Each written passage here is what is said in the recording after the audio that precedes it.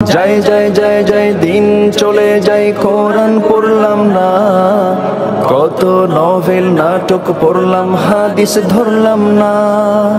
সত্যিকারের খাঁটি মুমিন মুসলিম হলাম না যে, কেউ কি জানে সেই ঘড়িটা লাগবে কয়দিন কাজে। আসসালামু আলাইকুম ওয়া রাহমাতুল্লাহি ওয়া বারাকাতুহু। আলহামদুলিল্লাহিল আল্লাম الملك القدوس السلام وأشهد أن لا إله إلا الله وحده لا شريك له ذو الجلال والإكرام والطول والإنعام يعلم خفي الصوت ولطيف الكلام ويرى ما بداخل العروق وبواطن العظام وأشهد أن سيدنا ونبينا محمدًا عبد الله ورسوله بدر التمام ومسك الختام وخير الأنام ومصباح الظلام صلى الله تعالى عليه وعلى آله وصحبه الأعلام أهل الصلاة والصيام والقربات والقيام وعلى من تبعهم بإحسان أزكى تحية وأعطر سلام إلى يوم الخلد والمقام. أما بعد فأعوذ بالله من الشيطان الرجيم. بسم الله الرحمن الرحيم. وننزل من القرآن ما هو شفاء ورحمة للمؤمنين ولا يزيد الظالمين إلا خسارا. وإذا أنعمنا على الإنسان أعرض ونأى بجانبه وإذا مسه الشر كان يئوسا. قل كل يعمل على شاكلته فربكم أعلم بمن هو أهدى سبيلا. ويسألونك عن الروح قل الروح من أمر ربي وما أوتيتم من العلم إلا قليلا.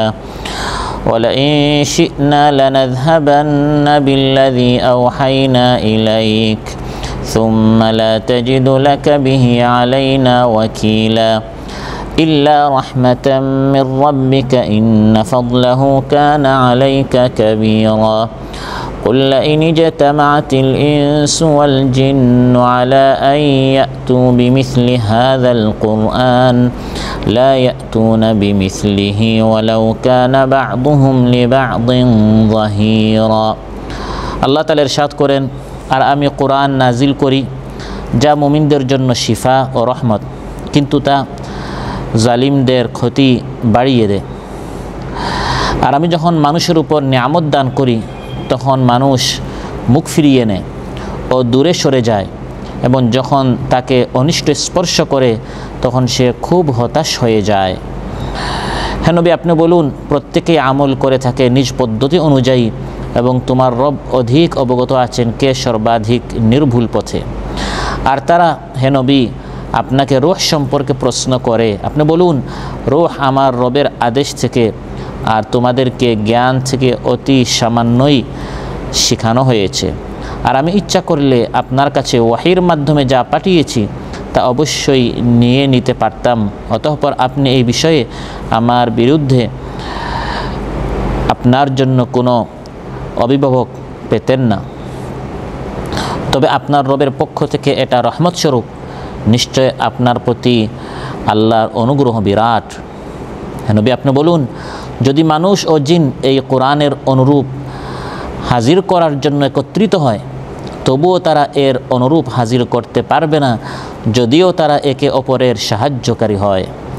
ইমাম ইবনুল কাইয়িম শাখার অন্তর্গত বিনে ইমরান উপশাখা কর্তৃক আয়োজিত আজকের এই পবিত্র মাহফিলে উপস্থিত সম্মানিত সভাপতি, আমার সামনে উপবিষ্ট আমার দিনী ভাইরা, সূরাতু বানু ইসরাইল, সূরাতুল ইসরা এর ৭টি আয়াত ৮২ থেকে ৮৮ নম্বর আয়াত পর্যন্ত তিলাওয়াত করে সরল বাংলা অনুবাদ উপস্থাপন করলাম। এই ৭টি আয়াতের আলোকে আল্লাহ তাআলা নাজিলকৃত এই কোরআন সম্পর্কে আলোচনা উপস্থাপন করব ইনশাআল্লাহ। সম্মানিত ভাইরা, পবিত্র কোরআন গোটা মুসলিম মিল্লাতের শ্রেষ্ঠ সম্পদ। আর রহমান আল্লামাল কোরআন, আল্লাহ তাআলা ইরশাদ করেন, দয়াময় রহমান শিখিয়েছেন কোরআন। সুবহানাল্লাহ। পবিত্র কোরআন গতানুগতিকভাবে কোনো ধর্মীয় পুস্তক নয়, বরং কোরআন হচ্ছে মানবতার শাশ্বত জীবন বিধান। ওয়ানাজ্জালনা আলাইকাল কিতাবা তিবিয়ানাল লিকুল্লি শাই'। আল্লাহ তাআলা বলেন সব কিছু বলে দেওয়ার জন্য, সুস্পষ্টভাবে সব কিছু বর্ণনা করার জন্য হে নবী আপনার প্রতি এই কোরআন আমি নাজিল করেছি। মহাপবিত্র আল কোরআন মানুষের জীবনের কথা বলে, আল কোরআন অর্থনীতি রাজনীতির কথা বলে, সম্পদ আহরণ এবং তার সঞ্চয় বিতরণ এবং এর সীমা পরিসীমা কোরআন নির্ধারণ করে। কোরআন নারীর অধিকারের কথা বলে, কোরআন ইয়েতিম বিধবা অসহায়দের অধিকার সংরক্ষণ করে। মহাপবিত্র আল কোরআন বিজ্ঞান দর্শনের কথা বলে, কোরআন ভুলে যাওয়া ইতিহাস তুলে ধরে। কোরআন বৈষম্যের বিরুদ্ধে কথা বলে, সাদা কালো বর্ণ বৈষম্য দূর করে মানুষকে মানুষের সমান অধিকার কোরআন প্রদান করে। সুবহানাল্লাহ। পবিত্র কোরআন রয়েছে উত্তরাধিকারী আইন, ফৌজদারি দণ্ডবিধি, স্বরাষ্ট্রনীতি পররাষ্ট্রনীতি, যুদ্ধনীতি সন্ধিনীতি, খতত্ব ভূতত্ব নৃতত্ব, জ্যোতির্বিজ্ঞান সহ মানব জীবনের প্রয়োজন তার সকল কিছুর সুস্পষ্ট বর্ণনা এবং সকল সমস্যার সমাধান। মানুষের যত রোগ আছে সব রোগের শিফা, সব সমস্যার সমাধান, সব মাসআলার হাল করে দেওয়ার জন্য এই 30 পারা কোরআন আল্লাহ তাআলা নাজিল করেছেন। তাই আমার আলোচ্যায় আল্লাহ তাআলা ইরশাদ করেন, ওয়ানুনাজ্জিলু মিনাল কুরআনি মা হুয়া শিফাউন ওয়া রাহমাতুল লিল মুমিনিন ওয়া লা ইয়াজিদুয যালিমিনা ইল্লা খাসারা। আমি আল্লাহ তাআলা এই কোরআনের মধ্যে এমন কিছু নাজিল করি যা ঈমানদারদের জন্য শিফা হয় এবং রহমত হয়, তবে এটা জালিমদের জন্য শুধু ক্ষতি বৃদ্ধি করে। অর্থাৎ কোরআন অন্তরের ঔষধ, রূহের ঔষধ, এবং শিরক, কুচরিত্র, বদআখলাক, আধ্যাত্মিক যত রোগ রয়েছে এই রোগসমূহ থেকে মুক্তি দেওয়ার জন্য আল্লাহ তাআলা এই কোরআন নাজিল করেছেন। আমাদের ব্যক্তিগত অনেক রোগ আছে, পারিবারিক রোগ আছে, সামাজিক রোগ আছে, হিংসা বিদ্বেষ শত্রুতা আছে, চগলখড়ি আছে, গীবত আছে, ফিসফিসানি আছে, কুধারণা আছে, গুজব আমরা ছড়াই, ইত্যাদি অনেক রোগ ব্যাধি আমাদের মধ্যে আছে। এই রোগ থেকে শিফা, এই রোগ থেকে বাঁচতে হলে, মুক্তি পেতে হলে আমাদেরকে এই কোরআন আঁকড়ে ধরতে হবে। কোরআন শিফা, ঔষধ, কিন্তু এই ঔষধ থেকে সেই লাভবান হবে যে এই ঔষধটি গ্রহণ করবে। আপনি রোগী, ডাক্তার আপনাকে ঔষধ দিল, ঔষধটি আপনার জন্য, কিন্তু আপনার উপকারে তখন আসবে যখন আপনি এই ঔষধটি গ্রহণ করবেন। আর যদি ঔষধটা শুধু হাতে নেন, চুমু খান, সম্মান করেন, বারবার দেখেন, আপনার রোগ থেকে আপনি কি শিফা লাভ করবেন? লাভ করবেন না। আমরা কোরআন আল্লাহ তাআলা আমাদেরকে দিয়েছেন, সামাজিক, পারিবারিক, রাজনৈতিক, অর্থনৈতিক যত রোগ আছে, ওয়ানুনাজ্জিলু মিনাল কুরআনি মা হুয়া শিফাউন ওয়া রাহমা, শিফা হিসেবে আল্লাহ দিয়েছেন এই রোগগুলো থেকে বাঁচার জন্য, সমস্যাগুলোর সমাধানের জন্য। আমরা কোরআন নিলাম, চুমু দিলাম, মাথায় রাখলাম, এগুলো অবশ্যই করতে হবে, কিন্তু শুধু এজন্য আল্লাহ কোরআন নাজিল করেন নাই। বিদায় দেখা যাচ্ছে কোরআন পাঠ করা হচ্ছে, তিলাওয়াত হচ্ছে, খতম হচ্ছে, কিন্তু সুদ বন্ধ হচ্ছে না, ঘুষ বন্ধ হচ্ছে না, জুলুম বন্ধ হচ্ছে না। এই সামাজিক রোগ ব্যাধি থেকে, মাদক থেকে, নেশা থেকে, অত্যাচার, খুন খারাপি ইত্যাদি এই সামাজিক রোগ ব্যাধি থেকে সমাজ পবিত্র হতে পারছে না। কারণ আজ আলোচ্য আয়াতের আলোকে অধিকাংশ মানুষ জালিম হয়ে গেছে। ওয়ালা ইয়াজিদুয যালিমিনা ইল্লা খাসারা। কোরআন আছে কিন্তু কোরআন তাদেরকে হিদায়াত দিচ্ছে না, কোরআন তাদেরকে ক্ষতিগ্রস্ত করছে এভাবে যে কোরআন পাওয়ার পরেও তারা কোরআন নামক এই চিকিৎসাকে তারা গ্রহণ করছে না। যেসব জালিম এই কোরআনকে প্রত্যাখ্যান করে এবং কোরআনের পথ নির্দেশনা থেকে মুখ ফিরিয়ে নেয়, এই কোরআন তাদেরকে আরও বেশি ক্ষতির মধ্যে ঠেলে দেয়। তাহলে এই কোরআন ইমানদারদের জন্য রহমত শিফা, আর জালিমদের জন্য এটা ক্ষতির কারণ হয়। কেন কোরআন মানলে না, এই জন্য তার কী হবে? শাস্তি হবে। তাহলে কোরআন তার নিকট আসার কারণে তার শাস্তি আর কী হচ্ছে? বাড়ছে। ওয়ালা ইয়াজিদুল যালিমিনা ইল্লা খাসারা। তাই সহিহ মুসলিমে এসেছে রাসূল সাল্লাল্লাহু আলাইহি ওয়াসাল্লাম ইরশাদ করেন, ওয়াল কুরআনু হুজ্জাতুন লাকা আও আলাইকা, কোরআন হয় তোমার পক্ষে বা তোমার বিপক্ষে কিয়ামতের দিন সাক্ষী দিবে। অর্থাৎ যদি কোরআনকে তুমি শিফা হিসাবে গ্রহণ করো, রহমত হিসাবে গ্রহণ করো, আমল করো, তাহলে এই কোরআন তোমার পক্ষে সাক্ষী দিবে। আর যদি কোরআন শুধু চুমু খালা, শুধু মাথায় রাখলা, যারা কোরআনওয়ালা আছে শুধু তাদেরকে একটু হাদিয়া তোহফা দিলা খতম পড়ার জন্য, এবং খতমে ইউনুসের জন্য তুমি একটু আনলে, সবিনার জন্য একটু আনলে, কিন্তু কোনো আমল করলে না, কোরআনের বিরুদ্ধে তুমি সব কাজ করে যাচ্ছ, আউ আলাইকা, কোরআন তোমার বিরুদ্ধে কথা বলবে কিয়ামতের দিন, আউযু বিল্লাহ। তবে এই কোরআন আমাদের মধ্যে যত রোগ আছে, যত ব্যাধি আছে, যত সমস্যা আছে, এর সমাধানের জন্য আল্লাহ তাআলা এই কোরআন কি করেছেন? নাজিল করেছেন। শিফাউ ওয়া রাহমাতুল লিল মুমিনিন। ইয়া আইয়ুহান নাসু ক্বাদ জাআতকুম মাওইযাতুম মির রাব্বিকুম ওয়া শিফাউল লিমা ফিস সুদূর ওয়া হুদাও ওয়া রাহমাতুল লিল মুমিনিন। আল্লাহ তাআলা বলেন, হে মানব সকল, এই কোরআন তোমাদের নিকট এসেছে, এখানে ওয়াদ রয়েছে, নসিহত রয়েছে তোমাদের জন্য, ঈমানদারদের জন্য রাহমাত, হিদায়াত, লিমা ফিস সুদূর, তোমাদের অন্তরে যত বেদি আছে এর শিফা এই কোরআনের মধ্যে আল্লাহ রেখেছেন। কিন্তু এই শিফা তাদের জন্য যারা এই প্রেসক্রিপশনের আলোকে আমল করবে, কোরআনের মধ্যে যা যা করতে বলা হয়েছে তারা আমল করবে, যা যা নিষেধ করা হয়েছে তা হতে তারা দূরে থাকবে, কোরআন তাদেরকে শিফা দান করবে। সুবহানাল্লাহ। যারা এই কিতাবকে মেনে নিবে একমাত্র তারাই সত্য সরল পথ পাবে এবং তারাই অঢেল বরকত ও রহমতের অধিকারী হবে। ইয়াহদি বিহিল্লাহু মান ইত্তাবা রিদওয়ানাহু সুবুলাস সালাম ওয়া ইখরিজুহুম মিনাল যুলুমাতি ইলান নূরি বিইذনিহি ওয়া ইয়াহদিহিম ইলা সিরাতিম মুস্তাকিম। আল্লাহ তাআলা বলেন, এই কোরআনের মাধ্যমে আল্লাহ সেই সকল লোকদেরকে হিদায়াত দিবেন যারা সরল পথ চাইবে। যে ব্যক্তি সঠিক পথ চাইবে, জান্নাতে যেতে চাইবে, কোরআনের এই সকল বৈঠকে আসবে, দ্বীনের এই সকল বৈঠকে আসবে, আল্লাহ বলেন ইয়াহদি বি, আল্লাহ তাকে এই কোরআন দ্বারা হিদায়াত দিবেন। কিন্তু যে ব্যক্তি কোরআনের মাহফিলে আসলো না, কোরআনের বৈঠকে বসলো না, কোরআন খুললো না, কোরআন পড়লো না, কোরআন জানলো না, কোরআনের মতো অমূল্য অত্যন্ত দামি একটি কালাম থাকা সত্ত্বেও সে কি সঠিক পথ পাবে? সে সঠিক পথ পাবে না। কোরআন আছে, কোরআন তার জন্য, কিন্তু সে কোরআনকে হিদায়াত হিসাবে গ্রহণ না করার কারণে, কোরআনের কাছে না আসার কারণে সে কোরআন থেকে বঞ্চিত হয়ে গেল। এই কোরআন থেকে জালিমেরা বঞ্চিত হয় কেন? কোরআনের মতো এত দামি কালাম হাতের নাগালে থাকার পরেও মানুষ কোরআন থেকে পথভ্রষ্ট হয় কেন? এর মূল কারণ হচ্ছে অতি সুখ শান্তি পাওয়া।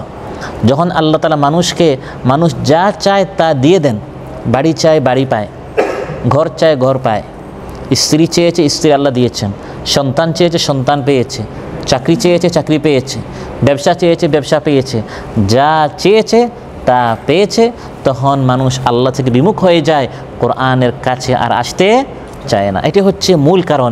আলোচনায় আল্লাহ তাআলা বলছেন, ওয়াইযা আনআমনা আলাল ইনসানি আ'রাদা ওয়া নাআ বিজানিবিহি ওয়াইযা মাসসাহুশ শাররু কানা ইয়াউসা। মানুষের অবস্থা এমন, যখন আমি আল্লাহ মানুষের উপর কিছু অনুগ্রহ করে ফেলি, একটু স্বাস্থ্য দিয়ে দেই, একটু তার জওয়ানি যৌবন একটু বেড়ে যায়, একটু ভালো কাজকর্ম হয়ে যায়, কয়েকটা সাইটে কয়েকটা দোকানে তার ব্যবসা বাণিজ্য হয়ে যায়, আল্লাহ বলেন তখন আমার কোরআনের সাথে, আমার জিকিরের সাথে, আমার দ্বীনের সাথে তার আচরণ কেমন? আ'রাদা ওয়া নাআ বিজানিবি, মুখ ফিরিয়ে চলে যায়, পাশ কাটিয়ে চলে যায়, তখন আর আমার দ্বীনকে, আমার ইসলামকে তার ভালো লাগে না, সময় দেওয়ার মতো তখন তার হাতে আর সময় থাকে না। وَإِذَا أَذَقْنَا النَّاسَ رَحْمَةً مِّن بَعْدِ ضَرَّاءَ مَسَّتْهُمْ إِذَا لَهُم مَّكْرٌ فِي آيَاتِنَا قُلِ اللَّهُ أَسْرَعُ مَكْرًا إِنَّ رُسُلَنَا يَكْتُبُونَ مَا تَمْكُرُونَ। আল্লাহ বলেন, দুঃখ দুর্দশা কষ্টের পর হঠাৎ যখন মানুষকে আমি খুলে দিই, কাতারে এসেছিল কাজ নেই, এখন কাজ দিয়ে দিলাম, ভিসা লাগে না এখন ভিসা লাগিয়ে দিলাম, গাড়ির লাইসেন্স নেই লাইসেন্সের ব্যবস্থা হয়ে গেল। আযাকনা নাস রাহমাতাম মিন বাদি দাররা, অনেক দিন দাররা কষ্টে ছিল, বিপদে ছিল, খাবার নেই, চাকরি নেই, ব্যবসা বাণিজ্য নেই, শুধু অসুস্থতা, রোগ ব্যাধি, সন্তানের সমস্যা, আপনার থাকার সমস্যা, নানা সমস্যা আক্রান্ত ছিল। আযাকনা নাস রাহমা, যখন একটু রহমত দিয়ে দেই, ইযা লাহুম মাকরুম ফি আয়াতিনা, তখন আমার আয়াতগুলো তার আর ভালো লাগে না, আমার কোরআনের বিরুদ্ধে তখন সে ভূমিকা পালন করে। আল্লাহ বলেন, কুলিল্লাহু আসরাউ মাকরা, শুনো আল্লাহ কিন্তু ভালো করে ধরতে পারেন। তুমি নিজেকে যত চতুর মনে করো, পাশ কাটিয়ে চলে যাচ্ছ, মনে করো নিজেকে অনেক চালাক, আল্লাহ বলেন আল্লাহ কিন্তু তোমার থেকে আরও বেশি পরিকল্পনা গ্রহণ করার দিক দিয়ে আল্লাহর কৌশল আরও অনেক বেশি সূক্ষ্ম এবং শক্তিশালী। সুবহানাল্লাহ। আল্লাহ যেমন দিতে পারেন, আল্লাহ তেমন নিতেও পারেন। মানুষকে আল্লাহ দিয়েছেন, শুকরিয়া আদায় করেন, দিন মানার মাত্রা বাড়িয়ে দেন, কোরআন পড়ার মাত্রা বাড়িয়ে দেন, কোরআন বুঝার মাত্রা বাড়িয়ে দেন, কোরআনের উপর আমল করার মাত্রা বাড়িয়ে দেন। কারণ আল্লাহ আমাকে দিয়েছেন, আল্লাহর শুকর আদায় করব। আজ পৃথিবীতে কত মানুষ অসুস্থ, অসহায়, আল্লাহ তাআলা আমার সহায়ক হয়েছেন, আমাকে দিয়েছেন, নিয়ামত দিয়েছেন। এজন্য আল্লাহর নাজিলকৃত কালাম থেকে মুখ ফিরানো নয়, বরং আরও বেশি অগ্রসর হতে হবে। কিন্তু অধিকাংশ মানুষের অবস্থা কি? ওয়াইদা আনআমনা আলাল ইনসান আ'রাদা ওয়া নাআ বিজানিবি। যখন আমি মানুষের উপর, ইনসানের উপর নিয়ামত দান করি, আ'রাদা, তখন মুখ ফিরিয়ে চলে যায়, ওয়া নাআ বিজানিবি, তখন সে দূরে চলে যায়। ওয়াইদা মাসসাহু শাররু কানা ইয়াউসা, কিন্তু কষ্টের সময়, বিপদের সময় আবার দেখা যায় নিরাশ হয়ে যায়, উঠতে বসতে চলতে ফিরতে শুধু আল্লাহ আল্লাহ করে, বিপদের সময় আল্লাহ আল্লাহ করে, কিন্তু বিপদ কেটে গেলে তখন আর আল্লাহকে চেনে না। এই কথা আমি বাংলায় বলছি, এবং এই একই কথা আল্লাহ তাআলা কোরআনের মধ্যে আরবিতে বলেছে, যেটা আমাদের অনেকের আচরণ। আল্লাহ তাআলা সবাইকে হেফাজত করুন। وَإِذَا مَسَّ الْإِنسَانَ الضُّرُّ دَعَانَا لِجَنبِهِ أَوْ قَاعِدًا أَوْ قَائِمًا فَلَمَّا كَشَفْنَا عَنْهُ ضُرَّهُ مَرَّ كَأَن لَّمْ يَدْعُنَا إِلَى ضُرٍّ مَسَّهُ كَذَلِكَ زُيِّنَ لِلْمُسْرِفِينَ مَا كَانُوا يَعْمَلُونَ।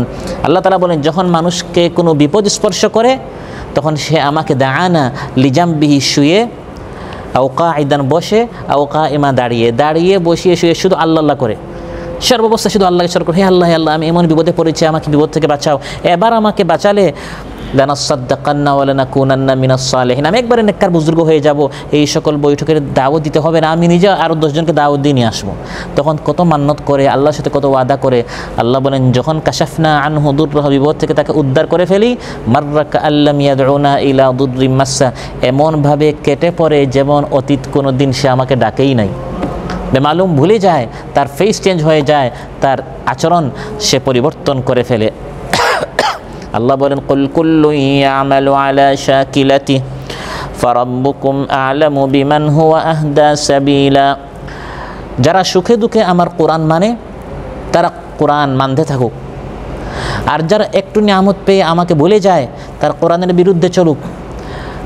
কোরআন মানার জন্য আমি তাদের নিকট নবী পাঠিয়েছি, কিতাব নাজিল করেছি, বারবার তাদেরকে দাওয়াত দেওয়া হচ্ছে, তারপরেও যারা ঘাড় বাঁকা করে চলে, কোরআন মানতে চায় না, আল্লাহ বলেন চলুক তারা তাদের মতো, একদিন আমি তাদেরকে পাকড়াও করব। কুল কুল্লুন ইয়ামালু আলা শাকিলাতিহি, প্রত্যেকেই আমল করে থাক নিজ পদ্ধতি, রীতিপন্থা অনুযায়ী, একদিন তো আসবেই, সেই দিনের আমরা অপেক্ষায় আছি। নেককার যারা আছে, কোরআন সুন্নাহ যারা মেনেছে, তারা পুরস্কৃত হবে, আর যারা কোরআন সুন্নাহ যাদের ভালো লাগে না, তারা অবশ্যই সেদিন কঠিন শাস্তির মুখোমুখি তাদেরকে হতে হবে। ওয়াকুল লিল্লাযীনা লা ইউমিনুনা আমালু আলা মাকানাতিকুম ইন্না আমিলুনা ওয়ান্তাযিরু ইন্না মুনতাযিরুন। হে নবী, বারবার যাদেরকে দাওয়াত দেওয়ার পর যারা মুখ ফিরিয়ে চলে যায়, যারা আপনার কথা মানে না, আপনার তাদেরকে বলুন, তোমরা তোমাদের মতো আমল করো, আমি আমার মতো আমল করছি। আমি কোরআন মানতেই থাকবো, কোরআনের দিকে দাওয়াত দিতেই থাকবো, আর তোমাদেরকে যত দাওয়াত দিচ্ছি তোমরা মুখ ফিরে চলে যাচ্ছ, তোমরা তোমাদের মতো থাকো। ওয়ান্তাযিরু ইন্না মুনতাযিরুন, তোমরাও ইন্তজার করো, অপেক্ষা করো, আমি অপেক্ষা করছি, কিয়ামতের দিন এর ফায়সালা হবে। অতএব আল্লাহ তাআলা বলেন, কুল কুল্লুন ইয়ামালু আলা শাকিলাতিহি ফারাব্বুকুম আ'লামু বিমান হুয়া আহদা সাবিলা। প্রত্যেকেই যেন নিজ পন্থা পদ্ধতি অনুযায়ী আমল করে যায়, ইমানদাররা নেক কাজ করে যাক, আর কোরআন বিরোধীরা, বদকারেরা যেন এর বিরুদ্ধে কাজ করুক। মূলত এখানে মুমিনদের প্রশংসার দিক রয়েছে। প্রত্যেক মানুষ তার স্বভাবগত অভ্যাস অনুযায়ী এমন কাজ করে যার উপর সে গড়ে উঠে তার আখলাক, চরিত্র। কুল্লু ইনা ইন মা ফিহি ইয়ানদাহু। তারপরে আয়াতে আল্লাহ তাআলা ইরশাদ করেন, ওয়ায়াসআলুনাকা আনির রূহি কুলির রূহু মিন আমরি রাব্বি ওয়া মা উতিতুম মিনাল ইলমি ইল্লা কালিলা। হে নবী, মানুষ আপনাকে রূহ সম্পর্কে প্রশ্ন করে। কি সম্পর্কে? রূহ সম্পর্কে। রূহ অর্থাৎ সেই আত্মা, সেই প্রাণ যার বদৌলতে জীবন কায়েম রয়েছে। এমন অশরীরী বস্তু, শারীরিক কোনো বস্তু নয়, অশরীরী বস্তু, যা কারো দৃষ্টিগোচর হয় না, এটা কেউ দেখতে পারে না। আমরা কোনোদিন রূহ দেখেছি? আল্লাহ বলেন, তোমরা যদি মৃত ব্যক্তির মুমূর্ষ ব্যক্তির সামনে বসো, যখন তার রূহ বের হচ্ছে, ফালাউলা ইযা বালাগাতিল হুলকুম ওয়া আনতুম হিনাইদিন তানজুরুন, তোমরা মৃত ব্যক্তির দিকে, মুমূর্ষ ব্যক্তির দিকে তাকাবে, সে হঠাৎ মৃত হয়ে যাবে, কিন্তু রূহ তোমরা দেখতে পারবে না। এই হচ্ছে রূহ, যেটা থাকলে মানুষ জীবিত হয়, চলে গেলে মানুষ লাশ হয়ে যায়। কিন্তু প্রত্যেক প্রাণীর শক্তি সামর্থ্য এই রূহের মধ্যেই লুকায়িত আছে। বুখারী মুসলিম এসেছে, ইহুদিরা মহানবী সাল্লাল্লাহু আলাইহি সাল্লামকে প্রশ্ন করলো। আবার তিরমিজিতে এবং মুসনাদ আহমদে এসেছে যে মক্কার কাফিরদের মাধ্যমে তারা প্রশ্ন করালো ইহুদিরা যে তোমরা এই মুহাম্মদকে জিজ্ঞাসা করো রূহ সম্পর্কে, যে রূহ জিনিসটা কি। তখন আল্লাহ তাআলা এই আয়াত নাজিল করলেন যে তাদের প্রশ্ন হচ্ছে রূহ কি, মানব দেহের এই রূহ কিভাবে আগমন করে, কিভাবে এর দ্বারা জীবজন্তু ও মানুষ জীবিত হয়, একটা প্রাণী হঠাৎ জীবিত হয়, আবার রূহ চলে গেলে লাশ হয়ে যায়, এই রূহ জিনিসটা আসলে কি, এই বিষয়ে তোমরা মুহাম্মদকে জিজ্ঞাসা করো, দেখো তিনি কি উত্তর দেন। যখন তারা প্রশ্ন করলো ওয়ায়াসআলুনাকা আনির রূহ, আল্লাহ তাআলা উত্তর দিলেন কুলির রূহু মিন আমরি রাব্বি, বলুন যে এই রূহ হচ্ছে আল্লাহর একটি নির্দেশ, আল্লাহর একটি, শুধু আল্লাহ বলেন কুন ফায়াকুন, এটা তুমি খুঁজে বের করতে পারবে, এটা দেখার বিষয় না। আল্লাহ বলেন যখন বাচ্চা তার মায়ের পেটে বয়স 4 মাস হয়ে যায়, আল্লাহ বলেন কুন হ, তখন তার ভিতরে রূহ চলে আসে, ফায়াকুন। সুবহানাল্লাহ। পৃথিবীর কোনো বিজ্ঞানে আল্ট্রাসাউন্ড করে, টিভি স্ক্রিন করে তারা ভিতরে কি কোনো রূহ বের করতে পেরেছে? রূহ দেখতে পেরেছে? এটা দেখার বিষয় না। কুলির রূহু মিন আমরি রাব্বি, এটা হচ্ছে আল্লাহর একটা নির্দেশ। কুলির রূহু মিন খাসসাতি আমরি রাব্বি, একটা তাফসীর হচ্ছে যে এটা হচ্ছে আল্লাহর খাস একটা বিষয়, এটা তোমাদের বিষয় না, তোমরা বুঝবেই না, তোমাদের যতটুকু দৃষ্টি জ্ঞান এর বাহিরের বিষয়। ওয়ামা উতিতুম মিনাল ইলমি ইল্লা কালিলা, তোমাদের ইলম তো অতি অল্প স্বল্প তোমাদেরকে জ্ঞান দেওয়া হয়েছে, সেই রূহের জগৎ পর্যন্ত তোমাদের এই বিজ্ঞান যত আধুনিক হোক না কেন, সে পর্যন্ত তোমরা পৌঁছতে পারবে না। এটি হচ্ছে রূহের এক তাফসীর, যে এই রূহ দ্বারা উদ্দেশ্য হচ্ছে আমাদের ভিতরে যে প্রাণ রয়েছে, আত্মা রয়েছে, ওই আত্মা সম্পর্কে প্রশ্ন করা হয়েছে। কিন্তু অন্যান্য মুফাসসিরিন ইকরাম বলেছেন যে এখানে রূহ দ্বারা উদ্দেশ্য হচ্ছে কোরআন, রূহ দ্বারা উদ্দেশ্য এই ভিতরের আত্মা নয়, বরং উদ্দেশ্য হচ্ছে কোরআন। কারণ এই আয়াতের আগেও যে আয়াতগুলো আমরা এতক্ষণ আলোচনা করেছি, সেখানে আল্লাহ কোরআন নিয়ে আলোচনা করেছেন, আবার এরপরেও আল্লাহ তাআলা কোরআন নিয়ে আলোচনা করেছেন। তাহলে এখানে রূহ দ্বারা একটি অর্থ হচ্ছে আমাদের ভিতরে যে প্রাণ আছে, আর আরেকটি অর্থ হচ্ছে এই রূহ দ্বারা উদ্দেশ্য কি? কোরআন। কোরআনে কারিমে আল্লাহ তাআলা কোরআনের কয়েকটা নাম উল্লেখ করেছেন, এর মধ্যে একটা হচ্ছে কোরআন, একটা হচ্ছে ফুরকান, একটা হচ্ছে কিতাব, যিকির, আহসানুল হাদিস, বেশ করে নাম দিয়েছেন। এর মধ্যে কোরআনের একটা নাম হচ্ছে আর রূহ। وَكَذَلِكَ أَوْحَيْنَا إِلَيْكَ رُوحًا مِّنْ أَمْرِنَا, আল্লাহ তাআলা বলেন আমি আপনার প্রতি আমার পক্ষ থেকে একটি রূহ নাজিল করেছি। সুবহানাল্লাহ। কোরআনকে রূহ কেন বলা হয়? কারণ একজন মানুষের ভিতরে যখন রূহ থাকে তখন সে জীবিত হয়, রূহ চলে গেলে সে লাশ হয়ে যায়। ঠিক তেমনইভাবে একজন মানুষের ভিতরে যখন কোরআন থাকে, তার আত্মা জীবিত থাকে, তরতাজা থাকে, প্রাণবন্ত হয়, তার আত্মাটি একবারে সতেজ থাকে। এবং যখন তার অন্তর থেকে কোরআনটি বের হয়ে যায়, তখন আমরা বলি মানবরূপী পশু, আমরা বলি না এই লোকটা হচ্ছে মানবরূপী শয়তান, মানবরূপী পশু, মানে রূপটা মানুষের, কিন্তু কাজ যেটা করেছে এটা হিংস্র প্রাণীও করে না, শয়তানও করে না, যেন বলা হয় মানবরূপী পশু বা শয়তান। কারণ তার ভিতরে রূহ নাই, তার রূপটা মানুষের, কিন্তু তার ভিতরে কোরআন নাই। যেটা মহানবী সাল্লাল্লাহু আলাইহি ওয়াসাল্লাম ইরশাদ করেছেন, ইন্নাল্লাযী লাইসা ফি জাওফিহি শাইউম মিনাল কুরআন কাল বাইতিল খারিব, যার দেহের ভিতরে কোরআন নেই সে হচ্ছে ছাড়া বাড়ির মতো, মানে রূহ নেই। তার ভিতরে বাহ্যিক একটা রূহ আছে, আমাদের মতো চলে ফিরে খায়, কিন্তু মূল রূহ নাই, মূল রূহ হচ্ছে কোরআন। যার কারণে সে যেভাবে কথা বলে, যেভাবে কাজ করে, এটা কোনো মানুষ করতে পারে না। সে ছাড়া বাড়ির মতো, যেরকম ছাড়া বাড়িতে আপনার বিভিন্ন সাপ বিচ্ছু ইত্যাদি থাকে, তার ভিতরে শয়তান সবসময় বসবাস করে, নাউযুবিল্লাহ। অতএব দিলটাকে সবসময় সতেজ রাখতে হলে, জীবিত রাখতে হলে সবসময় আল্লাহর কোরআন নামক এই রূহের সাথে সম্পর্ক রাখতে হবে। সুবহানাল্লাহ। আলা বিযিকরিল্লাহি তাতমাইন্নুল কুলুব, আল্লাহ বলে স্মরণ রাখো, আল্লাহর এই যিকির দ্বারা, আল্লাহর কোরআন দ্বারা কিন্তু অন্তর প্রশান্তি লাভ করে। সুবহানাল্লাহ। আজও পৃথিবীর অনেক বিজ্ঞানীরা, বিশেষ করে পাশ্চাত্যের ইউরোপ আমেরিকার সেই দেশগুলোতে, সেখানে আত্মহত্যা খুব বেশি হয়, কারণ সেখানে এই রুহটা নাই। বড় বড় খ্রিস্টান আছে, ইহুদি আছে, কোটি কোটি টাকার মালিক, বড় বড় ইন্ডাস্ট্রির মালিক, কোম্পানির মালিক, কিন্তু রূপটা তার মানুষের জীবিত আছে, চলে ফিরে ব্যবসা বাণিজ্য করে, কিন্তু তার ভিতরে কোরআন নামক এই রূহটা নেই। শেষ জীবনে কী করে আত্মহত্যা করে? কারণ কোনো শান্তি পায় নাই, ভিতরে আসল মূল জীবনটা সে পায় নাই। এরকম অনেকে আছে, মানসিক অনেক যন্ত্রণায় তারা বিপদগ্রস্ত হয়, জর্জরিত। যে সকল রোগ থেকে আল্লাহ তারা মুসলমানদেরকে হেফাজত রেখেছেন, আলহামদুলিল্লাহ। কারণ আমাদের নিকট মূল কোরআন, যত আমরা আল্লাহ থেকে দূরে যাই না কেন, তারপরেও আমরা তাদের থেকে ভালো, কারণ কিছুটা হলেও আমরা কোরআন শুনতে পাচ্ছি, আমাদের আশেপাশে কোরআন তিলাওয়াত হচ্ছে, জন্য কোরআনের অনেকটা নূর এখন আমাদের মধ্যে আছে। এটা এখনও পরীক্ষিত। ইউরোপ আমেরিকায় অনেকে যখন মানসিক রোগে আক্রান্ত হয়, শুয়ে থাকে হাসপাতালে, তখন হাসপাতালের বেডে তাদের পাশে কোরআনের রেকর্ড চালু করা হয়। অনেকে পরে দেখা যায় তারা কী হয়ে যায়, সুস্থ হয়ে যায়, মানসিক রোগ দূর হয়ে যায়, সুবহানাল্লাহ। কারণ কোরআন শুনলেই ভিতরে একটা অজানা শান্তি সৃষ্টি হয়। আর কোরআন নাই, শুধু অশান্তি আর অশান্তি।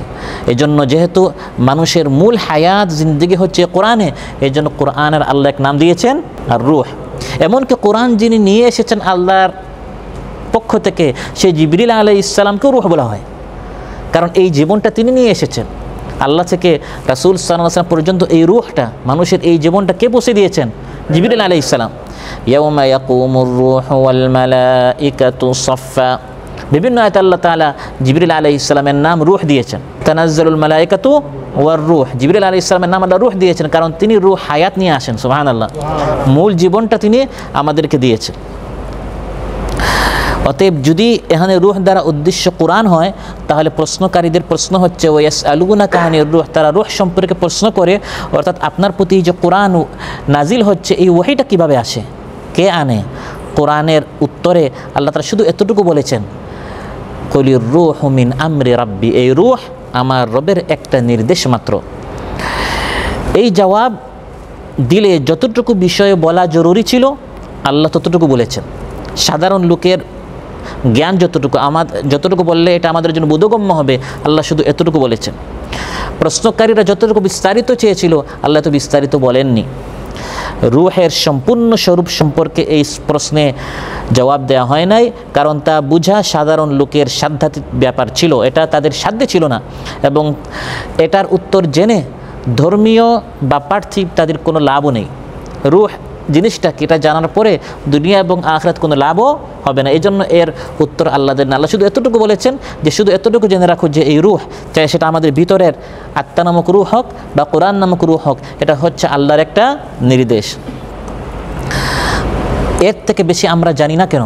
রূহ সম্পর্কে শুধু এতটুকুই জ্ঞান আমাদের, এর থেকে বেশি আমাদের জানা নাই কেন? আল্লাহ বলেন, তোমরা জানোই বা কি?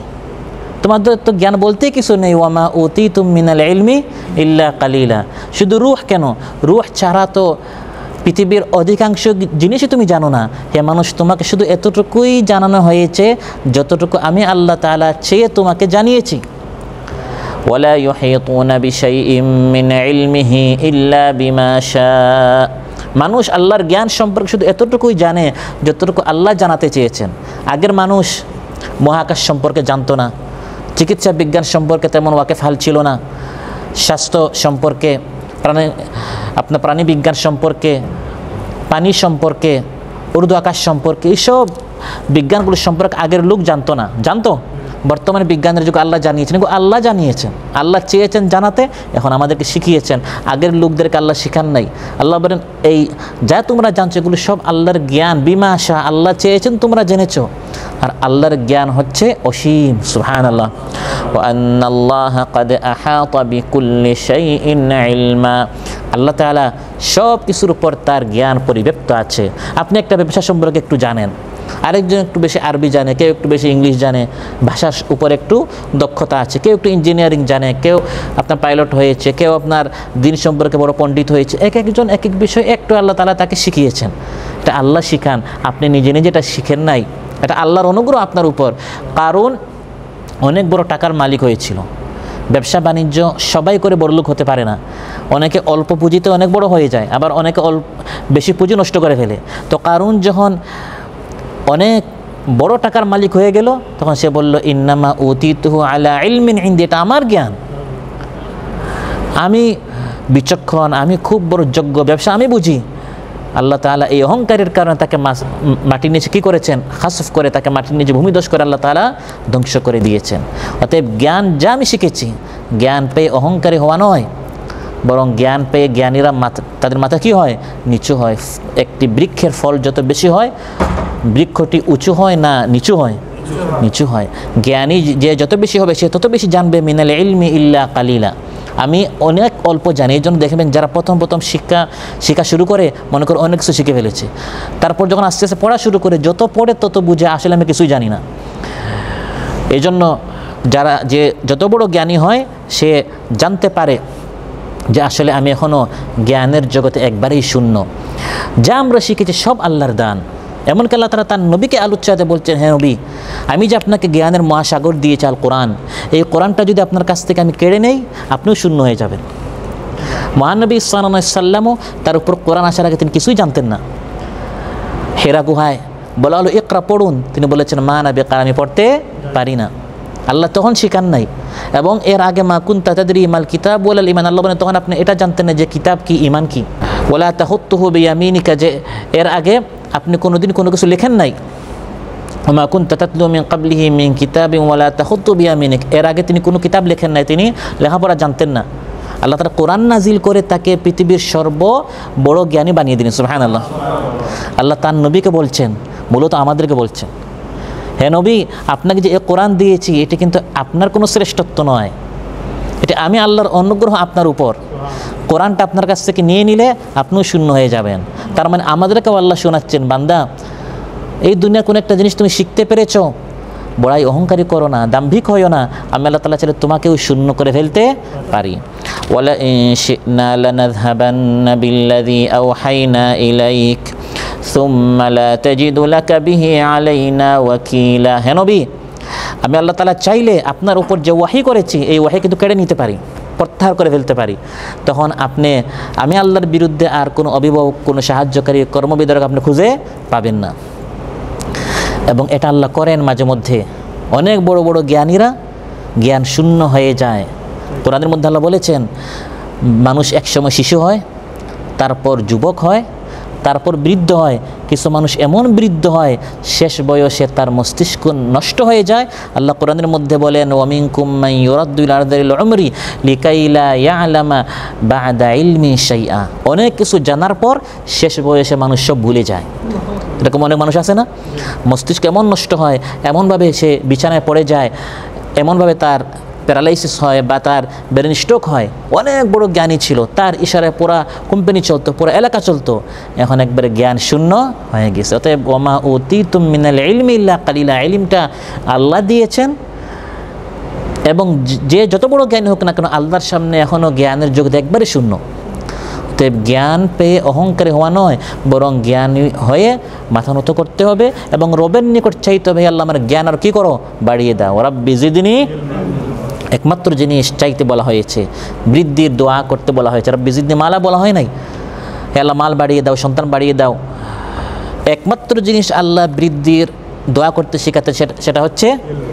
অথচ আমি আপনার একটু চিন্তা করি, সর্বশেষ এই দোয়া কবে করেছি আমাদের কোনো স্মরণ নাই। এটা স্মরণ আছে কবে দোয়া করেছি, আল্লাহ বেতন বাড়াও, আল্লাহ চাকরি নেই চাকরি দাও, এগুলো আমাদের হতে পারে আজকে আমরা করেছি, কিন্তু সর্বশেষ এই দোয়া কবে করেছি, রব্বি জিদনি ইলমা, হতে পারে এটা আমাদের অনেকেরই জানা নেই। আল্লাহ তাআলা বলেন, ইল্লা রাহমাতাম মির রাব্বিকা ইন্না ফাদলাহু কানা আলাইকা কাবীরা। হে নবী, আমি যে কোরআন কেড়ে নিচ্ছি না আপনার কাছ থেকে, যা আপনি জানেন সেই জ্ঞান আপনার মধ্যে যে রাখছি, এটি আমি আল্লাহর অনুগ্রহ আপনার উপর। আপনার উপর আল্লাহর অনুগ্রহ অনেক বেশি। তো নবীকে আল্লাহ বলছেন, এর মাধ্যমে আমাদেরকেও শোনাচ্ছেন, যে যত বেশি কোরআনের জ্ঞানী হবে এটি আল্লাহর রহমত তার উপর। সুবহানাল্লাহ। আল্লাহ তার রসুল সাল্লাল্লাহু আলাইহি সাল্লামকে সম্বোধন করে বলছেন, হাবিব, কোরআন আপনাকে দিয়েছি, আমি চাইলে কিন্তু কেড়ে নিতে পারি, কেড়ে নিচ্ছি না। আপনি এখনও আলিম বিল কোরআন, আপনি কোরআনের বড় জ্ঞানী, এটি আল্লাহর দয়া আপনার উপর। অতএব আল্লাহ নবী সাল্লাল্লাহু আলাইহি সাল্লামের পর এই পৃথিবীতে যে ব্যক্তি যত বেশি কোরআন অধ্যয়ন করবে, কোরআনী সংগঠনে আসবে, কোরআন সুন্নাহ জানবে, কোরআন সুন্নাহওয়ালাদের সাথে উঠা বসা করবে, কোরআন সুন্নাহর বৈঠকে আসবে, এটা হচ্ছে ইল্লা রাহমাতাম মির রাব্বিক, আল্লাহর পক্ষ থেকে আপনার উপর রহমত। আল্লাহ আপনাকে কোরআনওয়ালা বানিয়ে কোরআনের জ্ঞানী বানিয়ে ইন্না ফাদলাহু কানা আলাইকা কাবীরা, এটা আল্লাহর অনেক বড় দয়া আপনার উপর। এটা আমরা অনেকে কোনোদিন হয়তো কল্পনাও করি নাই যে এটা একটা নিয়ামত। সেটা কি? যে কোরআন আল্লাহ আপনাকে শিখিয়েছেন, আল্লাহ আপনাকে কোরআন সুন্নাহ পরিষদের বৈঠকে এনেছেন। আমরা খুশি হই, ভাই জানেন আজকে আমার চাকরির ব্যবস্থা হয়েছে, এটা আল্লাহর অনেক বড় অনুগ্রহ। আজকে আমি একটা পার্ট টাইম পেয়েছি, আমার অনেক বড় অনুগ্রহ। কিন্তু আমার জীবনে এই কাতার আসার পর সবচেয়ে বড় অনুগ্রহ হচ্ছে বাংলাদেশ কোরআন সুন্নাহ পরিষদ নামক আল্লাহর রহমতের, আল্লাহর অনুগ্রহের এই কোরআন সুন্নাহ নামক সংগঠনের আল্লাহ তাআলা আমাকে অন্তর্ভুক্ত করে দিয়েছে। আল্লাহ তার নবীকে বলছেন, হে নবী, ইন্না ফাদলাহু কানা আলাইকা কাবীরা, আল্লাহর সবচেয়ে বড় অনুগ্রহ আপনার উপর, আল্লাহ আপনাকে কোরআন শিখিয়েছেন। আজ এই কাতারে কত পথহারা মানুষ, টাকা ইনকাম হচ্ছে কিন্তু কোরআন পাচ্ছে না। আল্লাহ তাআলা আমাদেরকে ফ্লাইট থেকে নামার সময় আমরা আল্লাহ নিকটে দোয়া করি না, হে আল্লাহ কোরআন শিখাও।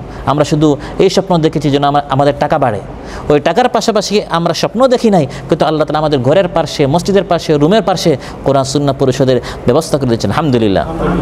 আল্লাহ তাআলা তার নবীকে বলছেন যে সবচেয়ে বড় অনুগ্রহ হচ্ছে আপনার উপর, হে নবী, যে আল্লাহ আপনাকে কী শিখিয়েছেন? কোরআন শিখিয়েছেন। অতএব ইন্না ফাদলাহু কানা আলাইকা কাবীরা, আল্লাহর সবচেয়ে বড় অনুগ্রহ আপনার উপর, আল্লাহ আপনাকে কোরআন শিখিয়েছেন। কোরআন পেয়ে ধন্য হন, কোরআন পেয়ে খুশি হন। আল্লাহ তার নবীকে বলছেন, হে নবী, কোরআনকে আঁকড়ে ধরুন। ওই দুনিয়াওয়ালাদের মতো চোখ উঠিয়ে দুনিয়ার দিকে তাকায়েন না। 10 তলা হয়ে গেছে, 20 তলা হয়ে গেছে, কাতারে 5 বছরে সে 10 গাড়ি কিনে ফেলেছে, বিশাল দোকানঘাটের মালিক হয়ে গেছে। আপনাকে আল্লাহ তাআলা কোরআন সুন্নাহ পরিষদের অন্তর্ভুক্ত করে দিয়েছেন। আলহামদুলিল্লাহ। তার দুনিয়া হয়েছে, আপনার আখিরাত হচ্ছে। ওয়ালাকাদ আতাইনাকা সাবআম মিনাল মাসানি ওয়াল কুরআনাল আযীম, হে নবী, আমি আপনাকে কোরআন দিয়েছি। অতএব কী করতে হবে? লা তামুদ্দান্না আইনাইকা ইলা মা মাত্তা'না বিহি আজওয়াজাম মিনহুম, তাদেরকে যে আমি দুনিয়া দিয়েছি ওইদিকে আপনি চোখ উঠে তাকায়েন না। তাদেরকে আমি দুনিয়া দিয়েছি, এটা তুচ্ছ দুনিয়া, আপনাকে আমি আখিরাত দিয়েছি। সুবহানাল্লাহ। অতএব এটা আল্লাহর সবচেয়ে বড় দয়া। ওয়া আল্লামাকা মা লাম তাকুন তা'লাম ওয়া কানা ফাদলুল্লাহি আলাইকা আযীম, আল্লাহর সবচেয়ে বড় অনুগ্রহ আপনার উপর যা আল্লাহ তাআলা আপনাকে কোরআন দিয়েছেন। এমন কোরআন আল্লাহ দিয়েছেন যে কোরআন দ্বারা গোটা বিশ্ববাসীকে আমরা চ্যালেঞ্জ করতে পারি যে এর মতো নির্ভুল আর কোনো গ্রন্থ পৃথিবীতে নেই। আলহামদুলিল্লাহ। আমরা যে পড়ি আমাদের কোনো সন্দেহ থাকে যে এখানে জবরের জায়গায় জের কিনা, জেরের জায়গায় পেশ কিনা? না, অক্ষরের মধ্যে কোনো ভুল নেই, অর্থের মধ্যে কোনো ভুল নেই, কোরআনের জ্ঞানের মধ্যে কোনো ভুল নেই। নির্ভুল একটি কালাম আল্লাহ তাআলা আমাদেরকে উপহার দিয়েছেন। সুবহানাল্লাহ। قل إن اجتمعت الإنس والجن على أن يأتوا بمثل هذا القرآن لا يأتون بمثله ولو كان بعضهم لبعض ظهيرا।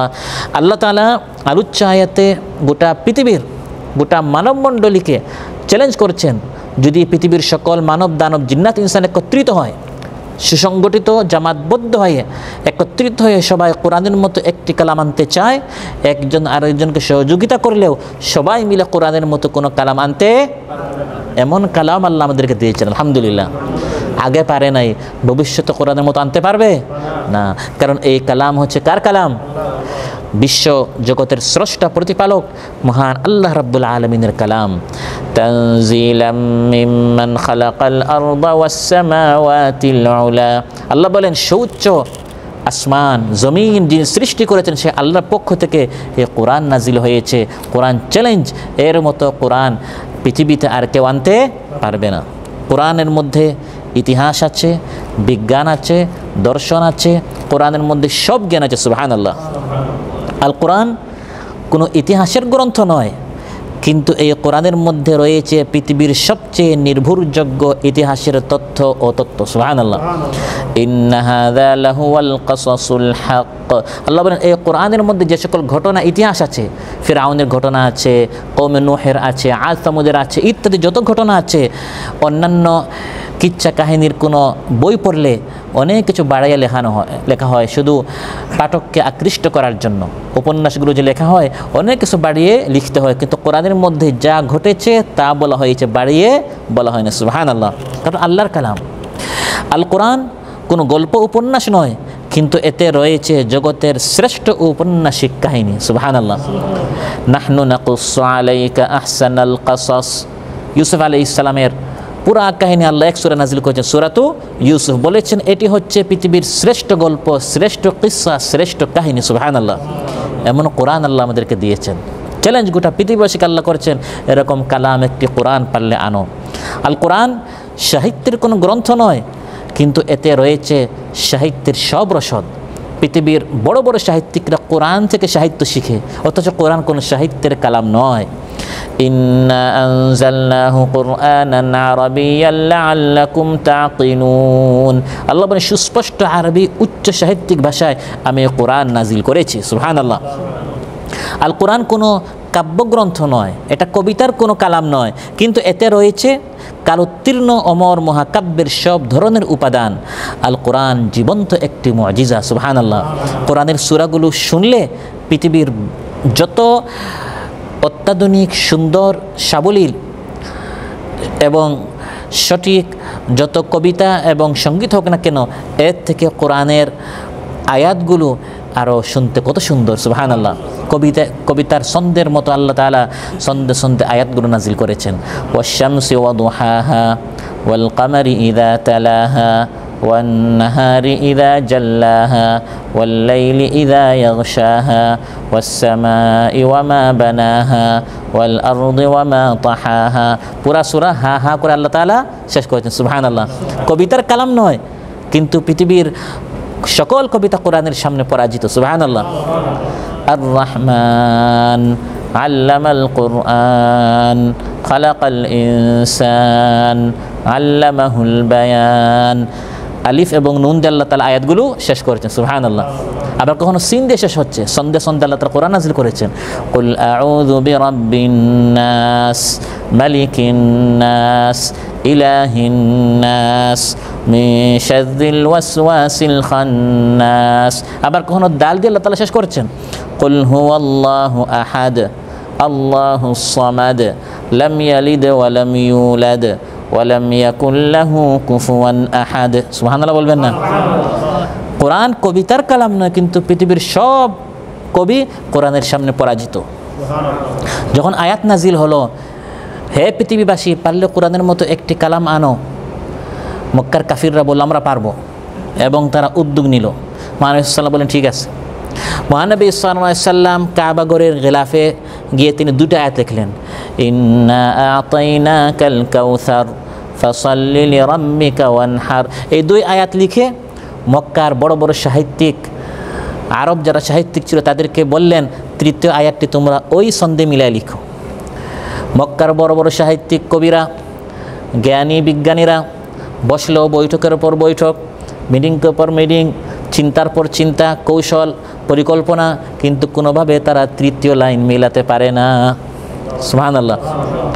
তারপর তাদের মধ্যে যে সবচেয়ে বড় জ্ঞানী ছিল, সে তৃতীয় লাইন লিখলো, লাইসা হাযা মিন কালামিল বাশার ইন্না আতাইনাকাল কাউসার ফাসাল্লি লিরাব্বিকা ওয়ানহার লাইসা হাযা মিন কালামিল বাশার। অর্থাৎ এটা কোনো মানুষের, কোনো বাশারের কালাম নয়। পরাজয় স্বীকার করেছে। লাইসা নয়, হাদা এটা, এই কোরআন, মিন কালামিল বাশার, কোনো মানুষের কালাম নয়, এটা স্বীকার করেছে। সুবহানাল্লাহ। সেই যুগ ছিল সাহিত্যের যুগ, সাহিত্যকে কোরআন পরাজিত করেছে। বর্তমান যুগ হচ্ছে বিজ্ঞানের যুগ। বর্তমান আরবরা উচ্চ সাহিত্যে তার কথা বলে না, তারা আঞ্চলিক আরবিতে কথা বলে। সেই যুগ ছিল সাহিত্যের যুগ। ভবিষ্যতে যদি এমন আরেক যুগ আছে, যে যুগ বিজ্ঞানেরও না সাহিত্যেরও না, অন্য কিছুর যুগ, যখন যে যুগ আসবে ওই যুগের সুপার পাওয়ার, শক্তিশালী শক্তিগুলোকে পরাজিত করার মতো ক্ষমতা কোরআনের আছে। সুবহানাল্লাহ। সাহিত্যের যুগে সাহিত্যকে পরাজিত করেছে, বিজ্ঞানের যুগে বড় বড় বিজ্ঞানীদেরকে কোরআন পরাজিত করেছে। ভবিষ্যতে যদি অন্য কোনো যুগ আসে, ওই যুগে যে জিনিসের আধিক্য থাকবে ওই জিনিসকে কোরআন পরাজিত করার তার এই সক্ষমতা আছে। সুবহানাল্লাহ। আল্লাহ তাআলা চ্যালেঞ্জ করছেন, এরকম পারলে একটা কোরআন আনো। কুল্লা ইন ইজতামাআতিল ইনসু ওয়াল জিন্নু আলা আন ইয়াতু বিমিসলি হাযাল কুরআন লা ইয়াতুনা বিমিসলি, কোরআনের মতো আনতে পারবে না পৃথিবীর সব জিন্নাত ইনসানরা একত্রিত হলেও। বর্তমান হচ্ছে বিজ্ঞানের যুগ। আল্লাহ সূরা ইয়াসিনের প্রথমে বলে দিয়েছেন এই কোরআন হচ্ছে বিজ্ঞানময় কোরআন। সুবহানাল্লাহ।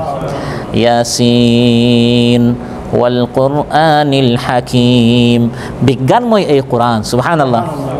বিজ্ঞানীরা কোটি কোটি টাকা খরচ করে চাঁদের দেশে যায়, এখানে সেখানে যায়, পিএইচডি, মাস্টার্স ইত্যাদি তারা গবেষণা করে, কোটি কোটি টাকা খরচ করে এক একটা থিওরি বের করে। আমরা বলি এগুলো তো বিনামূল্যে ফ্রিতে আল্লাহ কোরআন আমাদেরকে বলে দিয়েছে। সুবহানাল্লাহ। সব আমাদের নিকট আছে, কিন্তু এই কোরআন আমরা অধ্যয়ন করি না। কোরআন তারা অধ্যয়ন করে, তাদের কোরআন গবেষণা সেন্টার আছে, রিসার্চ সেন্টার তাদের দেশে আছে, ইহুদিরা পড়ে, খ্রিস্টানরা পড়ে, এবং কোরআন থেকে তারা বিভিন্ন গবেষণা আবিষ্কার করে। আর মুসলমানদের নিকট অমূল্য সম্পদ আল্লাহ দিয়েছেন, যা দিয়ে গোটা পৃথিবীবাসীকে আল্লাহ চ্যালেঞ্জ করেছেন, কিন্তু আমরা এটা কী করি? শুধু চুমা খাই, মাথায় রাখি, বেশ থেকে বেশি আমরা তাবিজ বানাই। এই এতটুকু পর্যন্ত এই কোরআন আমরা চিনলাম, কিন্তু এই কোরআনটাকে আমরা, তারা যতটুকু কোরআন পর্যন্ত এসেছে ততটুকু আমরা আসলে আজ তারা যেভাবে গোটা বিশ্বের নেতৃত্ব তাদের হাতে চলে গেছে, আমরা এর থেকে আরও হাজার গুণ বেশি দাপটের সাথে গোটা বিশ্বের নেতৃত্ব আমাদের হাতে চলে আসতো। অতএব এই কোরআন, বর্তমান যুগ হচ্ছে বিজ্ঞানের যুগ, বিজ্ঞানকে কোরআন পরাজিত করেছে।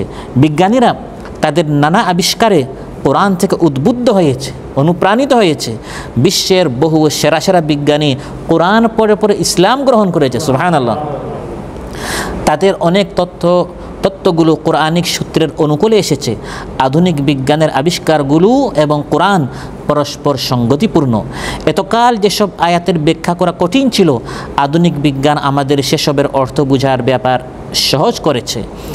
যেমন একসময় আমরা বুঝতাম না 2 থেকে 2 জন ফিরিস্তা, সব তারা লিখছেন।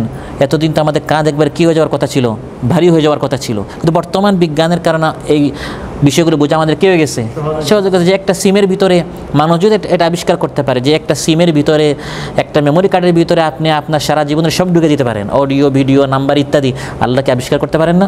আল্লাহ এগুলো সৃষ্টি করতে পারেন না? তাহলে বিজ্ঞান যত আবিষ্কার করে তত কোরআন বুঝে কী হয়? সহজ হয়। আল কোরআনে রয়েছে জ্ঞান বিজ্ঞানের সব মৌলিক বিষয়। কোরআনের মধ্যে আছে পদার্থবিজ্ঞান, পানি বিজ্ঞান, পানি চক্র, বাষ্পে পরিণত হওয়া, পানি যে সমুদ্র থেকে বাষ্পে গিয়ে সেখান থেকে মেঘ হয়ে নিচে আছে, আজ বিজ্ঞান বলে, এগুলো সব কোরআনের মধ্যে আছে। মহাসাগর, মিষ্টি ও লবণাক্ত পানির বিবরণ, মারাজাল বাহরাইন ইয়ালতাকিয়ান বাইনাহুমা বারযাখুন লা ইয়াবগিয়ান। উদ্ভিদ বিজ্ঞান, প্রাণী বিজ্ঞান, কোরআনের মধ্যে অনেক প্রাণীর বিজ্ঞান আল্লাহ বলে দিয়েছেন। গাভীর কথা বলেছেন, মৌমাছির কথা বলেছেন, পিপিলিকার কথা বলেছেন, উটের কথা বলেছেন। আফালা ইয়ানজুরুনা ইলাল ইবিলি কাইফা খুলিকাত। অনেক প্রাণীর কথা, প্রাণী বিজ্ঞানের কথা আল্লাহ কোরআনের মধ্যে বলেছেন, এবং এও আল্লাহ বলে দিয়েছেন প্রত্যেকটা প্রাণীর একটা জগৎ আছে। ইল্লা উমামুন আমসালুকুম। আজকের বিজ্ঞান এগুলো গবেষণা তারা করে যে প্রত্যেকটা প্রাণীর তাদের আলাদা ভাষা আছে, সংস্কৃতি আছে, কালচার আছে, জগৎ আছে, শত শত বছর আছে। আগে এই প্রাণী বিজ্ঞান কোরআনের মধ্যে আল্লাহ এগুলো সব বলে দিয়েছেন, সুবহানাল্লাহ। পাখির উড্ডয়ন, মৌমাছির দক্ষতা, মাকড়সার জাল, পিপিলিকার জীবনধারা, যোগাযোগ, এগুলি সব কোরআনের মধ্যে আল্লাহ বলে দিয়েছেন। চিকিৎসা বিজ্ঞান, ডাক্তারি, আজ মুসলমানরা চিকিৎসা বিজ্ঞান, মেডিকেল সায়েন্সে বড় বড় ডাক্তার হওয়ার জন্য আমেরিকায় যায়, ইউরোপে যায়। আগে তারা আমাদের দেশে আসতো এখান থেকে বড় বড় ডিগ্রি নেওয়ার জন্য। ইবনে সিনা, যে আমাদের দেশে হাসপাতাল আছে না, ইবনে সিনা হচ্ছেন মুসলমানদের শ্রেষ্ঠ একজন চিকিৎসক, সুবহানাল্লাহ। চিকিৎসা বিজ্ঞান, শরীর তত্ত্ব, রক্ত চলাচল, ভ্রূণ তত্ত্ব, আঙ্গুলের ছাপ ইত্যাদি সব কোরআনের মধ্যে আছে। এই যে ফিঙ্গারিং, এগুলো সব কোথায় আছে? আয়াহসাবুল ইনসানু আল্লান নাজমা ইযামা বালা কাদিরিনা আলা আন নুসাউইয়া বানানা। এই বানানা হচ্ছে ফিঙ্গার, সুবহানাল্লাহ। আল্লাহ বলেন কিয়ামতের দিনে মানুষকে আমি উঠাবো, এই ফিঙ্গার থেকে মানুষকে আল্লাহ তাআলা পুনরুজ্জীবিত করবেন। লম্বা আলোচনা, সেই দিকে আমি যাচ্ছি না।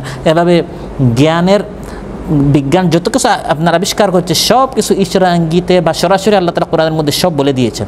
বর্তমান আধুনিক বিজ্ঞানের জটিলতম একটি বিষয় হচ্ছে ভ্রূণ তত্ত্ব। বাচ্চা মায়ের পেটে কিভাবে থাকে, কখন কি হয়। বর্তমান এই একবার সাম্প্রতিক কালে কানাডার বড় একজন বিজ্ঞানী তিনি বলেছেন যে এই 19 শতাব্দী পর্যন্ত আমরা বড় বড় বিজ্ঞানীরা ভ্রূণ সম্পর্কে আমরা কিছুই জানতাম না, যে এই বাচ্চা মায়ের পেটে কী থাকে। কোরআন খুলে দেখলাম সূরা মুমিনুন, সূরা হাজর মধ্যে আল্লাহ সব বলে দিয়েছে, সুবহানাল্লাহ। প্রথমে সে একটি আপনার বীর্য ফুটা হয়, তারপর জমাট রক্ত হয়, তারপর সে গোশতের টুকরা হয়, তারপর হাড্ডির টুকরা হয়, তারপর তার উপর আল্লাহ তাআলা গোশত আবরণ করে দেন, তারপর তাকে একটা সুন্দর আকৃতি দেন। আজ বিজ্ঞান আল্ট্রাসাউন্ডের মাধ্যমে টিভি স্ক্রিন করে এগুলো দেখছে। শত শত বছর আগে ভ্রূণ তত্ত্ব সব কোরআনের মধ্যে আল্লাহ আমাদেরকে বিনামূল্যে দিয়ে দিয়েছে। মুসলমান পড়ে না, মুসলমান জানে না। আল্লাহ সব বড় বড় বিজ্ঞান এই কোরআনের মধ্যে আমাদেরকে, ওই আমেরিকা এবং ইউরোপে টাকা খরচ করে আমাদের শিখতে হবে না, শুধু কোরআন অধ্যয়ন করলে এগুলি সব কোরআনের মধ্যে আল্লাহ তাআলা আমাদেরকে বলে দিয়েছেন। তারা থিওরি আবিষ্কার করে এবং বলে এটা হতেও পারে, না হতে পারে। আজকের বিজ্ঞান যা বলে 10 বছর পর বিজ্ঞান এটা বলে না, আমাদের আগের আবিষ্কার কী ছিল, ভুল ছিল। কিন্তু কোরআনের আল্লাহ তাআলা আমার আলোচনাতে বলছেন এগুলি সব চ্যালেঞ্জ। কোনো এক একটা ভুল কেউ প্রমাণ করতে পারবে না। তাহলে আমাদের নিকট যে জ্ঞান, তারা আমাদের নিকট আসবে শেখার জন্য। কারণ আমার জ্ঞান 10 বছর পর আমার এটা বলতে হবে না, না আমার আগের থিওরিটা কী ছিল, ভুল ছিল। আমার একটা থিওরি না, আমার এটা মহাসত্য।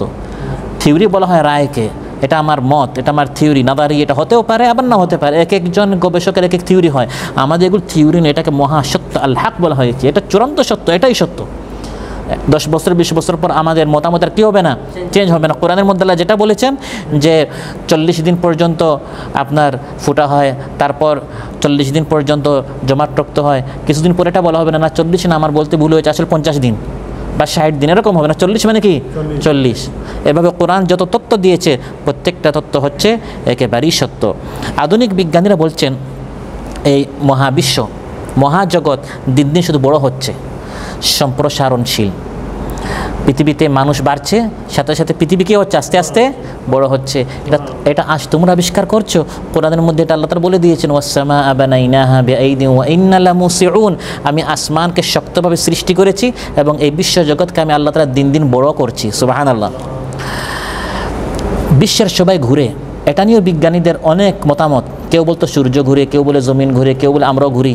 আল্লাহ তাআলা শত শত বছর আগে কোরআনের মধ্যে বলে দিয়েছেন, কুল্লুন ফি ফালাকিন ইয়াসবাহুন, পৃথিবীর সবাই ঘুরে। সুবহানাল্লাহ। আজ বিজ্ঞান বলছে যে সূর্যের যে আলো এটা নিজস্ব আলো, চাঁদের যে আলো সেটা সূর্য থেকে গ্রহণ করা আলো। কোরআনের মধ্যে আল্লাহ শত শত বছর আগে এটা বলে দিয়েছেন, হুয়াল্লাযী জাআলাশ শামসা দিয়াআন ওয়াল কামারা নূরা। শামসের আলো হচ্ছে, সূর্যের আলো হচ্ছে তেজদীপ্ত, আলো আছে তেজও আছে। আর কামারের ক্ষেত্রে আল্লাহ বলেছেন এটা কেবল একটি জ্যোতির্ময়, শুধু জ্যোতি আছে, এখানে তেজ নেই। এখান থেকে বোঝা গেল যে সূর্য এবং চাঁদ দুই আলো কি নয়, সমান নয়।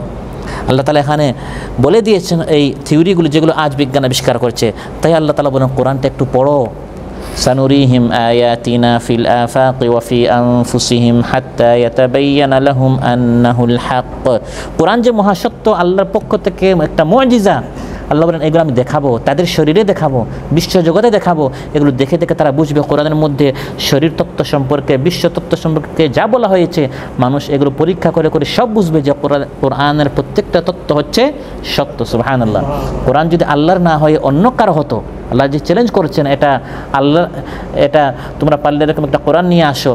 মানুষ ছাড়া অন্য কেউ যদি এই কোরআন, আল্লাহ ছাড়া অন্য কেউ যদি এই কোরআন তার পক্ষ থেকে হতো, তাহলে এই কোরআনের মধ্যে অনেক ভুল থাকতো, অনেক অসামঞ্জস্য থাকতো।